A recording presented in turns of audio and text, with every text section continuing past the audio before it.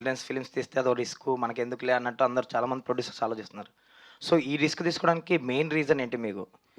అదే sir. Basically నేను చిన్నప్పుడు 'లిటిల్ సోల్జర్' సినిమాకి చాలా పెద్ద ఫ్యాను.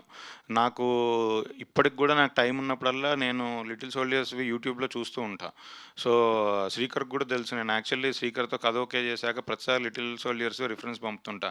ఆయన అనుకుంటాడు, "ఏమో ఆపురా బాబు! ఇది నేను చూసా సినిమా ఎన్ని సార్లు పంపుతావు" అనుకుంటాడు. ఇలా ఆ ఒక్క దగ్గరే 'లిటిల్ సోల్జర్స్' ఎప్పుడు రిలీజ్ అయిందో మీకు తెలుసు. ఆ ఒక్క దగ్గరే ఆగిపోయాం సార్. దాని తర్వాత మొన్న నందకిషోర్ గారు 35 అని అరుణ్‌తో సినిమా తీశారు.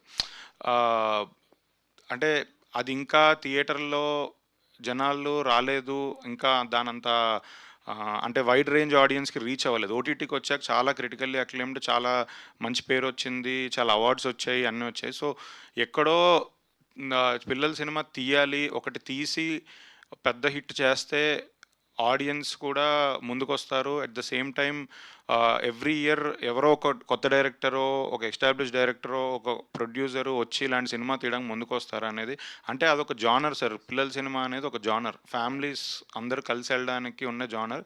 ఆ జానర్ దురదృష్టవశాత్తు ఫ్యూ ఇయర్స్ నుంచి ఏ సినిమా రాలేదు. హోప్‌ఫుల్లీ నా సినిమా బాగా వస్తే ఇది చూసి ఇంకొక 2, 3 సినిమాలొస్తాయనే నమ్మకంతో ఉన్నాను సార్ అంతే. ఆల్ ద వెరీ బెస్ట్ అండి. థ్యాంక్ యూ అండి. శ్రీకర్ గారు, ఆహ్, మామూలుగా సమ్మర్ హాలిడేస్ అనగానే అమ్మమ్మలు, మేనత్తలు గుర్తొచ్చే టైము. అవును. అసలు అటువంటి సందర్భమే లేని ఒక ప్రొడ్యూసర్‌కి ఆ కథ చెప్పి ఎలా ఒప్పించారు సార్? ఆయనకి లేదండి. అసల సమ్మర్ హాలిడేస్‌కి సంబంధమే లేదంటున్నారు. ఆయనకి లేదు. ఎలా ఒప్పించారు? లేదు. ఫస్ట్ ఆఫ్ ఆల్ 'ధీరజ్' గారు మంచి ప్యాషనేట్ ప్రొడ్యూసర్. దానివల్ల ఈ కథలో ఉన్న ఒక దాని